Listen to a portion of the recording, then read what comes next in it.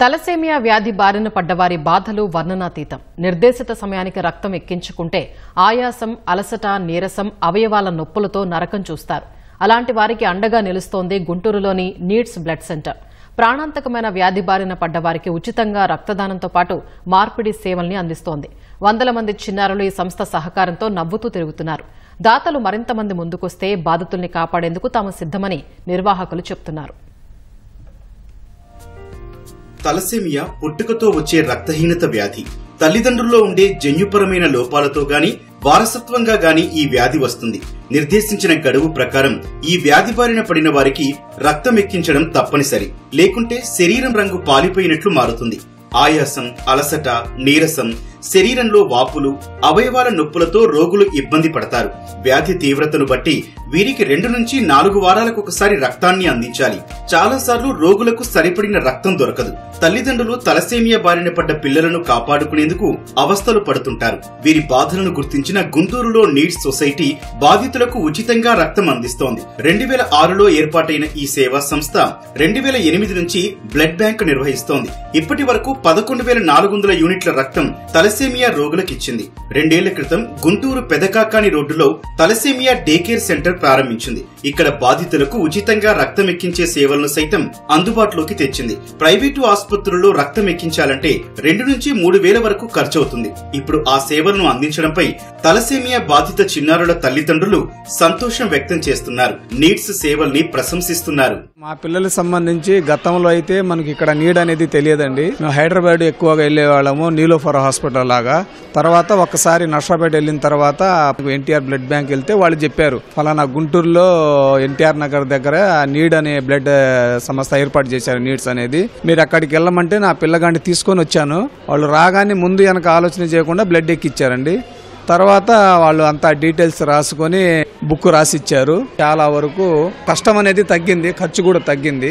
ఫ్రీగానే, డబ్బులు మబ్బులు ఏం లేదండి. అసలు ఏదున్నా కానీ డబ్బుల గురించి మాట్లాడాల్సిన అవసరం లేదు. సంస్థ అయితే చాలా బాగుందండి. అంతకుముందు అయితే బ్లడ్ అందక చాలా అవస్థలు పడ్డాం సార్. మేము చాలా చోట్ల తిరిగాం, బ్లడ్ కోసం తిరిగాం, అన్ని చోట్ల తిరిగాం, కానీ అందలేదు. ఇప్పుడు ఒక 6 నెలల నుంచి నాకు కొంతమంది ఫోన్ నెంబర్ ఇచ్చారు. నాకు ఆ ఫోన్ నెంబర్ ద్వారా తీసుకుని వచ్చి నేను ఇక్కడ బ్లడ్ ఎక్కించుకుంటున్నా 6 నెలల నుంచి. బాగానే ఉంటుంది. మా పాపకి తలసేమియా వచ్చేసి 7 సంవత్సరాలు అవుతుంది. 7 సంవత్సరాల్లో 4వ నెలలోనే బయటపడింది. తర్వాత నీడ్స్ బ్లడ్ బ్యాంక్ వాళ్ళు ఫోన్ చేసి మా సెంటర్ పెడుతున్నాం, ఇక్కడే సెంటర్ పిలిపించి ఇక్కడే ఎక్కిస్తున్నారు. వీళ్ళ ద్వారా అన్ని సౌకర్యం ఇక్కడే ఉంటున్నాయి. భోజనం గానీ, మెడిసిన్ గానీ అన్ని ఇక్కడే ఎక్కిస్తున్నారు. తలసేమియా బాధితులకు రక్తాన్ని నేరుగా కాకుండా శుద్ధి చేసి ఎక్కించాలి. అందుకు అవసరమైన సౌకర్యాలు నీడ్స్ డే కేర్ సెంటర్ లో అందుబాటులో ఉంచారు. గుంటూరుతో పాటు పల్నాడు, బాపట్ల, ప్రకాశం, ఎన్టీఆర్ జిల్లాల నుంచి కూడా బాధితులు ఇక్కడికి వస్తున్నారు. నీడ్స్ సంస్థతో పాటు మరికొన్ని సంఘాలు కలిసి జనవారధి సర్వీస్ సొసైటీగా ఏర్పడి బాధితులకు అండగా నిలుస్తున్నాయి. నీడ్స్ రక్తనిధికి అవసరమైన రక్తాన్ని సేకరిస్తున్నాయి.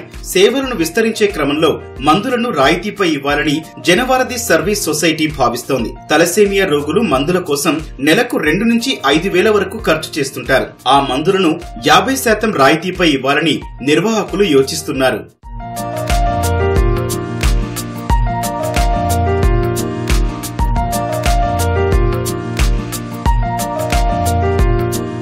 మేము 2008లో క్రేన్ ఒక్కబడి గ్రంథి సుబ్బారావు గారి చేతుల మీదుగా నీడ్స్ అనే బ్లడ్ బ్యాంక్ ఇక్కడ ఓపెన్ చేసి తలసేమియా పిల్లలకి ఫ్రీగా బ్లడ్ ఇవ్వడం జరిగింది. గవర్నమెంట్ హాస్పిటల్లో ఉన్న తలసేమియా పిల్లలకు కానీ మా దగ్గర ఎంట్రీ అయిన ఇప్పుడు వరకు 10,000 మందికి బ్లడ్ మేము ఇక్కడ ఫ్రీగా ఇవ్వడం జరిగింది.